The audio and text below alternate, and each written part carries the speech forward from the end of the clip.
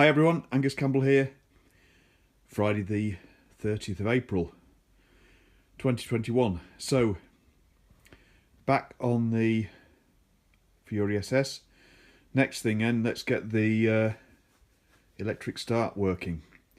And you'll remember the last time we attempted to see if the electric start would turn the engine was when we tried it with the equivalent of a Lucas PUZ5A battery, which is the size for the non-electric start version, but we found that was not man enough for the job, so we bought a bigger one, and this is equivalent to a T160 Trident one, and it is the correct size for the electric start option on the Fury. So this is brand new.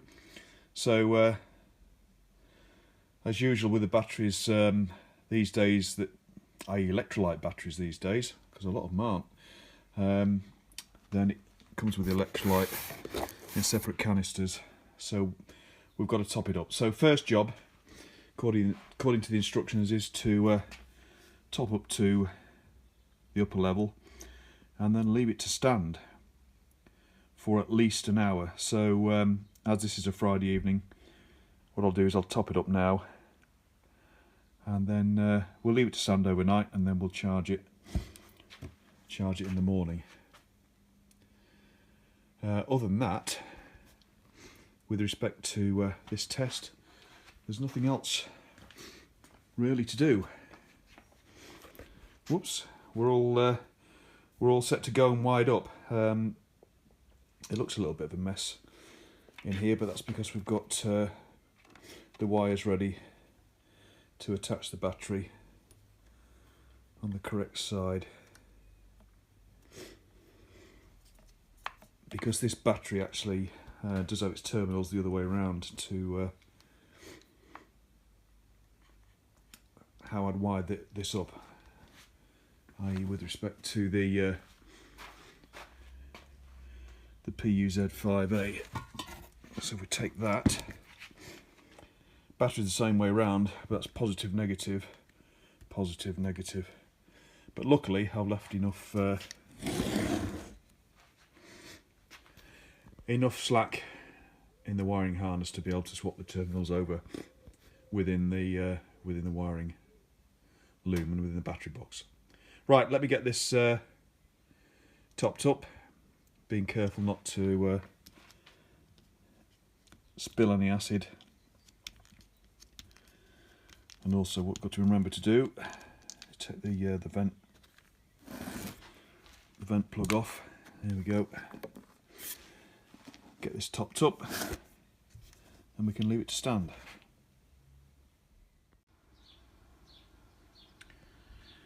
Okay, next morning, so electrolyte has settled down a bit. I think you can probably just about see, certainly in the left hand cells anyway, that all the levels are actually between the lower and upper level, closer to the upper level. So let's get that on charge. Right, okay, off we go. It's on a smart charger, and it does recommend low amps, so I've got it on the lowest setting at the moment, but that will reduce down to a trickle charge, and it might exercise the battery as well if it thinks it needs it. I don't think it will actually, because it says it's low, so it's already registering that there is a charge. Charging at 12.9, 13 volts. That will go up pretty quickly, and the amperage will come down to a trickle. Right, we'll leave that to cook, and we'll come back later. Okay, it's been on charge about 3 hours now, and it's begun to do its test cycles. As you can see, a bit like not quite a square wave pattern. Anyway, it'll do this for a while, and then it'll gradually reduce the number of amps flowing through until it's 100% charged. So this is showing amps.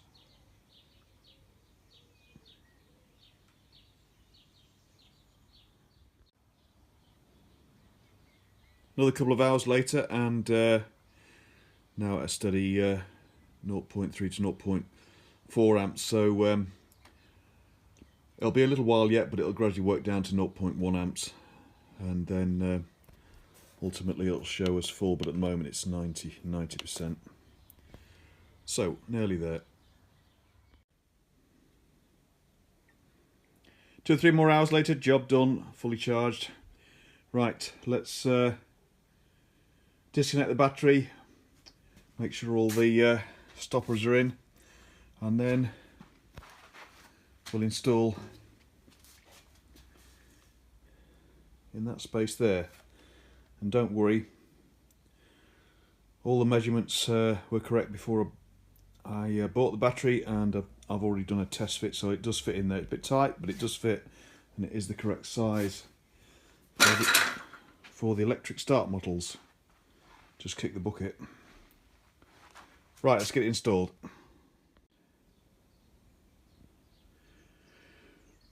Okay, all ready to fit. The only thing that I don't have, because I nicked it for the A70 restoration, is a battery strap and hook, but I've got those on order, and it'll be a fairly simple job to deinstall the battery and fit that.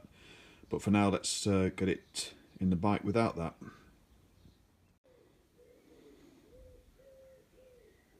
Okay everyone, she's in. She's tight, but she's in okay. She fits the tray. And we just need to make sure in the future, actually, because we've got live on this side, it's probably going to be prudent to put a bit of insulation over the top of that. Although once we get the strap in to keep the battery down, it should ensure that this isn't banging from the frame. We've probably got, I don't know, over ½ an inch of space there, which is okay. The other end is obviously earth anyway, so I'm not too worried about that. But there we are. She's in. Right. Let's just prepare, and we'll then do a quick starter test. Although I have to admit as well that I've checked the solenoid wiring again, because I get confused about these, and I have moved the switch wire onto a different terminal, because when I was checking the current and voltage through various terminals, etc., there was something wrong. So I think we're okay now, having looked it up on the net. Well, I hope so anyway, because the as some of you know that have seen some of these videos before, the solenoid is tucked way under there. There it is, under the battery case, and it's a bit awkward to get at, although it's a bit easier if you remove the chain guard. But anyway, let me just tidy up a bit, and then we'll come back and do an electric start test.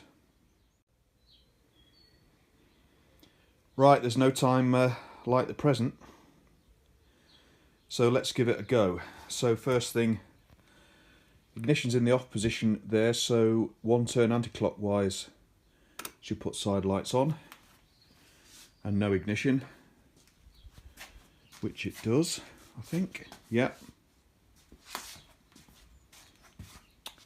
Then clockwise 1 to off, and then clockwise 1 to ignition.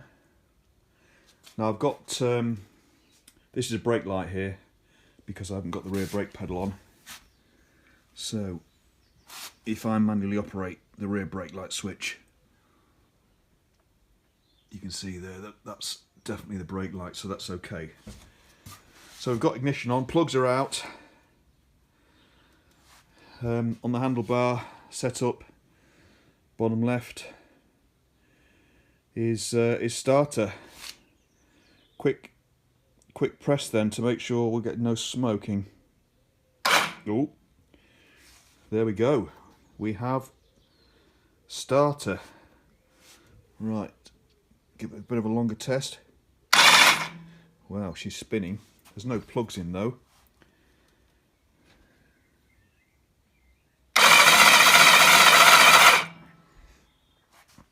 Okay, that sounds good. She's whipping her over. Let's just put the plug in to see if we can hear the telltale sounds of the piston going up and down, as I haven't got 3 hands to check that. Okay, ignition on. Contact. And there you can hear it popping. Right, I think what we can do now is I'm going to take the cam box cover off again, and we can view it from the cam chain side. Maybe begin to see if there's some oil coming through. Okay, cam box off, ignition on. Let's press the button.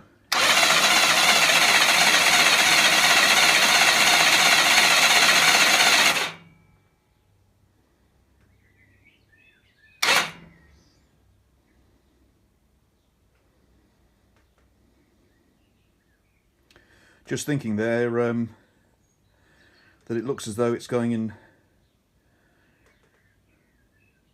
reverse, which is correct, because we've got the cam chain pinion off the crank. Sorry, the cam chain pinion at the crank end is off a separate idler gear, so it goes in the opposite direction to the crank.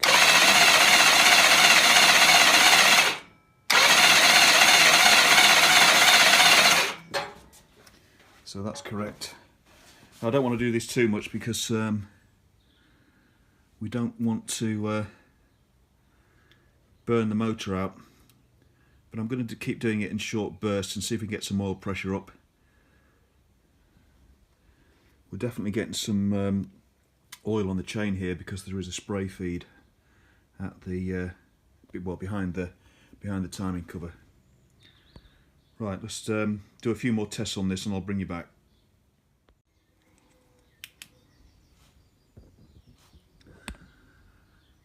Okay, success. So you can see oil's dribbling down from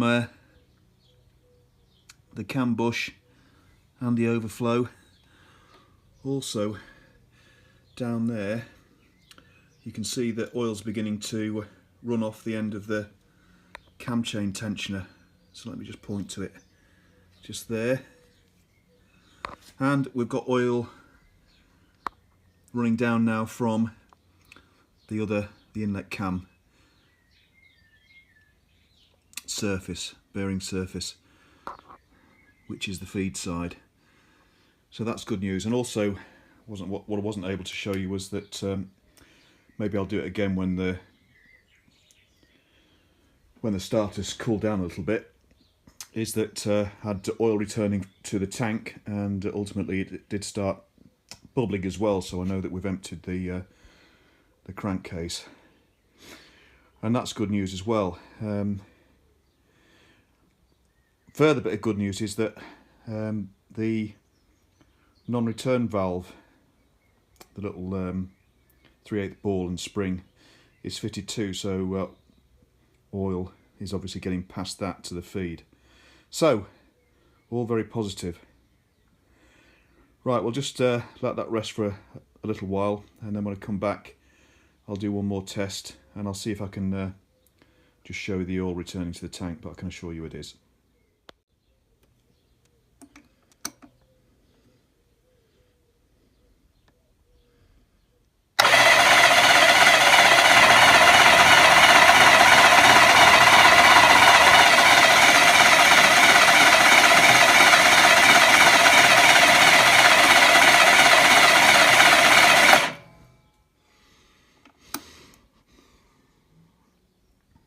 There you go. I hope you saw there the oil gobbing out of the return. And obviously it's not constant. We don't want it constant. We want it intermittently or bubbling like that, because then we know the sump is clearing. through the extra capacity through the return. So that's great news. Right, final test. I've put the plugs in now, tighten them down. So we'll do a starter test with full compression as it is at the moment, i.e. not run in. Right, ignition on, contact.